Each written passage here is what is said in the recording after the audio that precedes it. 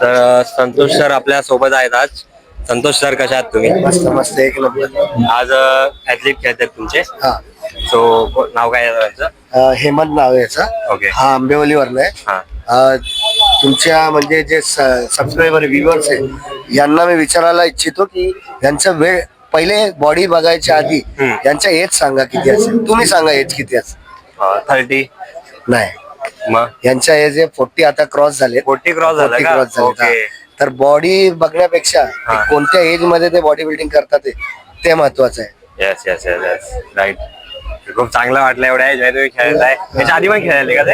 याच्या आधी ते 8-10 वर्ष म्हणजे 5-6 वर्ष आधी खेळले. ओके ते एकदम प्रोफेशनल नाही खेळले. या वर्षी त्यांनी प्रोफेशनल तयारी केली आहे. म्हणजे ओके. तुमच्या अंडर मध्ये कधी Yes, माझ्या अंडर मध्ये ते मागच्या वर्षी आलेले.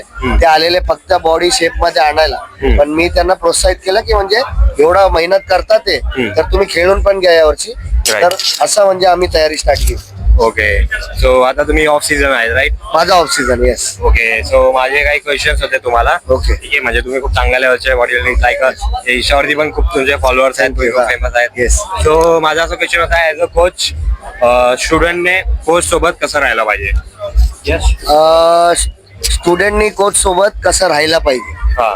बघा, तुम्ही जेव्हा कोच ठरवतात ना की हा माझा कोच असेल तेव्हा तुम्हाला हे पहिले तर जेवढं शक पाहिजे तेवढं करून घ्या कोचवर. मी तर हे सांगतो, माझ्याकडे कोण येतं ना तर मी त्याला हेच सांगतो, तुला जेवढं शक करायचा माझ्यावर करून घे. Okay. की हा लुटणार आहे, की हा प्रोडक्ट मध्ये काय देणार आहे, अच्छा. डुप्लिकेट देणार, इंडियन देणार, इम्पोर्टेड देणार.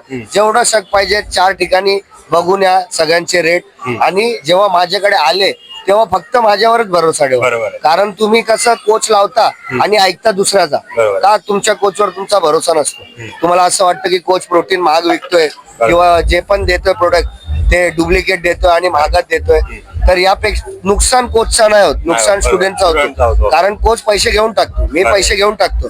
आणि जर तुमचा याचा भरोसा माझ्यावरच नाही तर मी याला कसं ट्रेन करेन. बरोबर आहे. मी जे पण सांगेल हा दुसऱ्याला विचारतोय की सरांनी मला सांगितलं की हे खायचं, खाऊ का मी, का याला माझ्यावर भरोसाच नाही. तर एकदा तुम्ही जेव्हा कोच ठरवता की हा माझा कोच असेल त्याच्या आधी 100 ठिकाणी फिरून या. पण एकदा कोचला फीस दिली आणि ठरवलं की हा माझा कोच असेल तेव्हा शक नका करू, नाहीतर नुकसान स्टुडंटचा असेल. राईट. माझा दुसरा क्वेश्चन की तुमच्यासोबत असं काही झालंय का तुमचा कोणता स्टुडंट आहे ओके तुमच्या अंडर मी ट्रेन करतोय बट थोड्या टायमानंतर त्याला वाटतं की नाही यार दुसरा कोणता कोच त्याला इंस्टावरती किंवा सोशल मीडियावरती चांगला वाटला तो त्याच्याकडे शिफ्ट झाला. बरोबर. Yes, मग तुमची रिएक्शन वगैरे काय असं असते? होतात, असं खूप होतात. आमच्या फील्ड मध्ये असं खूप होतो की माणूस येतो भरोश्यावर.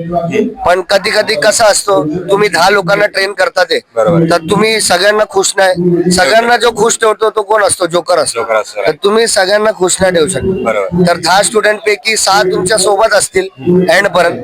4 लोक असे असतात जे बाहेरचं ऐकून असं झालं तसं झालं, तुझा नंबर अजून चांगला आला असता, दुसरा कोच लावला असता तर माझ्याकडे आला असता. तर ते म्हणजे कन्फ्युज होतात ते आणि मग सोडतात ते. होतात, असं होतं. खूप झाला पण आहे की म्हणजे माझ्याकडे तयारीला दुसऱ्याकडे गेले पण माझा ऍज अ कोच त्यांना अप्रोच प्रोफेशनल असते. ते सोडून जातात परत येतात. तर मी असं नाही बोलत की तू आता सोडून गेलेला परत का आला, मी परत घेऊन टाकतो, परत सोडून जातो. असं होतं. आपण प्रोफेशनल राहायचं. आपण आपला भरोश्यावर 100% द्यायचं स्टुडंटवर. तसा माझा मोटिव्ह असतो. ओके. सो तुम्हाला वाटतं कसं म्हणजे बॉडी बिल्डिंग मध्ये आता जो कोणता कॉलेजचा यंग पोरगा आहे तो सोशल मीडियावरती बॉडी वगैरे बघून बॉडी बिल्डिंग मध्ये शिरतोय ओके तर तुम्हाला वाटतं का बॉडी बिल्डिंग मध्ये करिअर आहे? बॉडी बिल्डिंग मध्ये खूप मोठा करिअर आहे. मी स्वतः 2014-15 ला रिक्षा चालून टीवाय बीकॉम करून रिक्षा चालून बॉडी बिल्डिंग स्टार्ट केली आपल्या पायांवर. कारण घरच्यांचा सपोर्ट नव्हता. इंडियन फॅमिलीला कोणाला पण सपोर्ट नसतो. तर बॉडी बिल्डिंग मध्ये सगळेच रडतात स्टार्टिंगला, मी गरीब आहे गरीब आहे गरीब आहे. नंतर गरीब तुम्ही पैदा झाले तुमची चूक नाही, पण जर गरीब तुम्ही मरतात ते तुमची चुकी. ठीक आहे. तर बॉडी बिल्डिंग मध्ये खूप मोठा करिअर आहे. आज आपली 2 जिम आहे कल्याण मध्ये. अच्छा. 2 जिम 3 जिम बंद केली मी. आता स्वतःची 2 जिम आहे. तर वर खाली होत राहतं.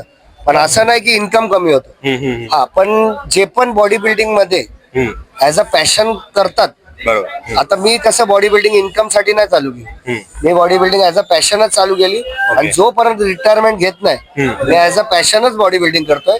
इन्कम तर माझा सेकंड सोर्स झालं. राईट. हे इन्कम जमा होतोय ते सेकंड आहे, पण आतापर्यंत ते पूर्ण बिझनेसमॅन नाही झालोय. तरी इन्कम चांगल्या रीतीने 2 जिम आपले स्वतःचे, ठीक आहे, पार्टनर बिटनर काय नाही. तर बोलायचं तात्पर्य आहे की यात इन्कम खूप आहे, इन्कम खूप आहे. आणि आताच्या जनरेशनला तर जास्त आहे. आमच्या वेळी सोशल मीडिया नव्हता, तर आम्हाला एवढी सवय नाही सोशल मीडिया. आता जे न्यू जनरेशन आहे तुमच्यासारखे, ते तर भाई सोशल मीडियावर स्वतःला व्हायरल करून खूप इन्कम करू शकतात. राईट. सो तुम्ही जेव्हा प्रिपरेशन करायचे, जेव्हा बॉडी बिल्डिंग करायचे यंग एज मध्ये, हा. सो तेव्हा तुमचा इन्कम सोर्स काय होता? तुम्ही जॉब वगैरे करायचे, आता सांगितलं रिक्षा चालवायचे, ओके, त्याच्या व्यतिरिक्त, कारण की रिक्षाचा पैसे एवढा डाएट होता. सर्वात पहिले तुला हे सांगतो की मी आता पण यंग आहे, म्हातारा नाही झालो. हा, आता माझं वय 34-35 झालोय. अच्छा, तर जेव्हा मी स्टार्ट केलेलं तुमच्या 22-23 मध्ये, तेव्हा रिक्षा चालून. क्वेश्चन काय होता तुझा? 20 स्टेज मध्ये तुम्ही कसं मनी मॅनेज केलं डाएट साठी? अरे बाबा, मग ते तर खूप मोठी स्टोरी. एकदम शॉर्टकट मध्ये सांगायला गेलो तर म्हणजे कसं मॅनेज केलं, खूप एक अंडी, म्हणजे अंडी खराब झाली तरी आम्ही खायचो. अच्छा. तर फेकायला नाही. आम्हाला नाही माहित होतं की त्याच्याने पोट खराब होईल. जे प्रोटीन जाणार आहे ते पण नाही जाणार. 2-3 दिवस प्रोटीन पण नाही जाणार. आम्हाला ते माहित नव्हतं. आम्हाला हे माहित होतं अंडी फेकायची नाही. अंडी फेकायची नाही. 4 रुपये 5 रुपयाची आहे, तेव्हा तर 2-3 रुपयाची आहे. तर म्हणून आम्ही खराब झालेली अंडी पण खायचो. कसं स्टार्ट केलं बॉडी बिल्डिंग. म्हणजे मी जॉब पण केला गोल्ड जिम मध्ये, पण तिथं म्हणजे ते सोडायचं नाही डाईट साठी. तर मी टॉयलेटचा बहाणा देऊन म्हणजे संडासात बसून डाईट केलंय. अच्छा. तसं सगळं केलंय. म्हणजे ज्यांना बॉडी बिल्डिंगचा वेळ असेल ना, आउट ऑफ द वे जाऊन ते तुला जे पण वरच्या लेवलला खेळतात, संग्राम चौगले सर झाले, यतींदर सिंग झाले, यांनी काहीतरी आउट ऑफ बॉक्स केलंय. सुनील जाधव झाले, सुहास खामकर झाले, काहीतरी आउट ऑफ बॉक्स केलंय. त्यांच्या डोक्यात होती बॉडी बिल्डिंग, म्हणून ते या लेवलवर. तर जे पण हाय लेवलवर खेळतात ना, नवीन लोकांना असं वाटत ते स्टेरॉइड वगैरे घेऊन पोहोचले, त्यांच्या डोक्यात असते बॉडी बिल्डिंग, म्हणून ते त्या लेवलवर जातात. एक क्वेश्चन असा की आजकालचे यंग पोरं जसं 1-2 वर्ष झाले नाही की एनहान्स मध्ये जातात, स्टेरॉइड घ्यायला लागतात रील वरून किंवा सोशल मीडियावर, तो त्यांना तुम्ही काय मेसेज आहे की ते त्यांना असं मेसेज आहे की म्हणजे तुम्ही डायरेक्ट जर गाडी 3rd-4th गिअरवर टाकली तर गाडी नॉकिंग देऊन स्टार्ट होते. बरोबर. First gear, second gear. पहिले आपल्याला वाटायचं की गाडी गिअर चेंज केल्याने गाडीची स्पीड वाढते. तसं नसतं, बरोबर? तसं नाही. ज्यांना जे गाडी चालवतात त्यांना माहिती आहे की स्पीड अनुसार गिअर असतं. बरोबर. तर बॉडी बिल्डिंग मध्ये पण तसंच आहे. तुम्ही डायरेक्ट एनाबॉलिक पासून स्टार्ट केला तर तुमची ग्रोथ स्लो होईल. त्यापेक्षा तुम्ही नॅचरल पोटेन्शियल लिमिट क्रॉस करा. तसं मी केलं. मी बॉडी बिल्डिंग, मी वर्कआउट चालू केलं 2006 मध्ये, जेव्हा मी 16-17 वर्षाचा. पण मी बॉडी बिल्डिंग केलं 23 मध्ये. 8 वर्ष मी नॅचरल गेलो. मसलची मॅच्युरिटी वाढली. म्हणून मी पहिल्याच वर्षी Thane gold, Maharashtra gold, mister India 5वा होतो वेट मध्ये. ठीक आहे. तर म्हणजे नॉर्मली पॉसिबल नाही. ज्यांनी डायरेक्ट स्टार्ट केली त्यांना पॉसिबल नाही. तर तुम्हाला पहिले नॅचरल मसलची मॅच्युरिटी वाढवायला पाहिजे, नंतर सगळ्या प्रोडक्ट एनहान्स मध्ये गेलं पाहिजे. राईट.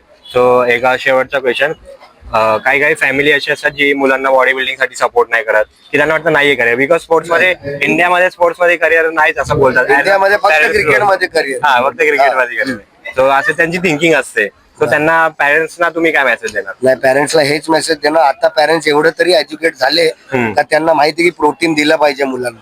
बरोबर. ठीक आहे. आता एवढं तरी झालंय. पुढे जाऊन म्हणजे त्यांना हेच मेसेज आहे की खूप करिअर, मोठा करिअर आहे, पण मध्ये तुमचा मुलगा पोरी पटवायच्या मागे आणि पैशांच्या मागे नाही धावलं पाहिजे. तर बॉडीचा जर प्रॉपर उपयोग केला तर पैसे कमवू शकतो. जर मध्ये तुटला, पोरींच्या पाठी गेला 6 पॅक घेऊन, तर मग तो किती कमवेल ते त्यालाच माहिती. तर पॅरेंट्सला हेच निरोप आहे की बॉडी बिल्डिंग मध्ये खूप पैसा आहे, फ्युचर आहे, एज्युकेशन आहे. जर टोटली अपग्रेड झाला तुमचा मुलगा तर तो खूप कमवू शकतो, नाव पण पैसे पण.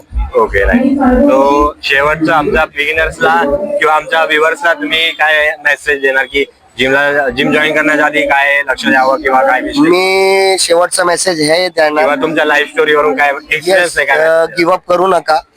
बॉडी बिल्डिंग हा एनाबॉलिकचा गेम नाही, फक्त अॅनाबॉलिकचा गेम नाही. Yes. तुम्हाला असं वाटत असेल की लहान हा. नवीन मुलांना असं वाटतं की संतोष शुक्ला किंवा संग्राम चोगले किंवा रॉनी कोलमॅन हे डोस घेऊन किंवा डोस वाढून झाले. तसं नाही. तसं नाही. तुम्हाला जेनेटिक पाहिजे, जेनेटिक सपोर्ट पाहिजे. Decision. आणि जेनेटिक सपोर्ट असला की डोस कमी पण असला की तुमची बॉडी ग्रोथ घेते. बरोबर आहे. ठीक आहे. तर डोसच्या मागे पडू नका. मेहनत आणि डिसिप्लिन ठेवा, कन्सिस्टन्सी ठेवा. बरोबर आहे. 10 नाही 7-8 वर्ष काढा, 5-6 वर्ष काढा. तुम्हाला समजेल की तुम्ही कुठे आहे. बस एवढंच निरोप आहे. शॉर्टकट बिटकट मारू नका, कारण अॅनाबॉलिक हेच एक शॉर्टकट आहे. जे शॉर्टकट 10 वर्षाचं ते पण असतं. आहे, हो. हा, तर आम्ही जे शॉर्टकट घेतलाय तो 10 वर्षाचा आहे. आता नवीन लोकांना वाटत असेल की संतोष सर स्टेरॉइड घेऊन झाले. हा. स्टेरॉइड 10 वर्ष घेतलाय, मेहनत केली आहे, सॅक्रिफाईस केलाय तेवढं. स्टेरॉइड घेतल्यानंतर अजून जास्त मेहनत असते. अजून डबल तुम्हाला रेस्पॉन्सिबिलिटी वाढते. बरोबर आहे. With great power come great responsibility. बरोबर. तसं केस आहे. स्टेरॉइड वाढते, तुम्ही घेतात तेव्हा वर्कआउटची रेस्पॉन्सिबिलिटी वाढते. बरोबर आहे. हो. तर तुम्हाला मिस नाही करायचं, कारण 1 day इक्वल टू 1 month होतं. बरोबर आहे. तर तसं आहे. तर शॉर्टकट मारू नका आणि मेहनतीवर जास्त लक्ष द्या. डिसिप्लिन ठेवा, कन्सिस्टन्सी ठेवा, प्रोग्रेस होईलच नक्की. थँक्यू सो मच सर, तुम्ही आम्हाला भेटलात. आणि आता नेक्स्ट कॉम्पिटिशन कोणती टार्गेट करताय? मी आता माझा वेट वाढवतोय. Okay. 75 kg होता. मी बघतोय, ते सिक्रेट आहे, पण 80 kg वर खेळणार आहे. कुठं पण खेळणार 80 तर 80 kg ट्राय करतोय मी, कारण मोठमोठे टायटल घ्यायचे आपल्याला. चालेल. आणि शॉर्ट हाईट मध्ये 80 kg जाणं खूप कठीण आहे. ते तर ते पण ट्राय करतोय विथ प्रॉपर सिमेट्री. तुम्हाला बघायला भेटेल. चालेल, नक्कीच आम्हाला आवडेल तुम्हाला स्टेजला बघायला. थँक्यू नक्की सो मच. नक्की नक्की. जय भवानी, जय शिवराय. जय.